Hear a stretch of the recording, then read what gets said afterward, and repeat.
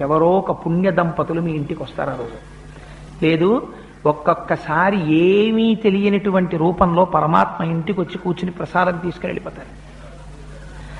వచ్చి తీరుతాడు భగవానుడు. ఎలా వస్తాడు అంటే మీరు గుర్తుపట్టలేరు. ఆ రూపంలో వస్తాడు. అందుకే బాగా అలవాటు చేసుకోండి. మీరు పూజ పూర్తి చెయ్యగానే మీ ఇంటికి ఎవరు వస్తారో వారికి తప్పకుండా మీరు ఏదో ఒక పదార్థాన్ని ఇచ్చి పంపడం నేర్చుకోండి. ఒక పండో, ఓ కాయో, పసుపో, కుంకమో ఏదో ఒకటి ఇవ్వండి. ఎందుచేత అంటే మీరు చేసిన ఆరాధనకి ప్రీతి చెందితే భగవానుడు ఏదో ఒక రూపంలో వస్తాడు. తులసీదాస్ గారికి అలాగే వచ్చాడు. నిజంగా శంఖచక్రాలు పట్టుకుని వచ్చేసాడు అనుకోండి, మనం చాలా అల్లరి చేసేస్తాం. అందుకని భగవానుడు ఏదో ఒక రూపంలో వస్తాడు. అందుకని మొట్టమొదట ధ్యానం చెయ్యగానే ఆయన ప్రీతి చెందుతాడు. మీరిక్కడ ధ్యానం చెయ్యగానే మీరు ఎదురుగుండా ఉన్నటువంటి పూజామూర్తిలోకి ఆయన ఆవాహనమవుతాడు. ఆయన వస్తాడు. మీ విశ్వాసమే ప్రాతిపదిక.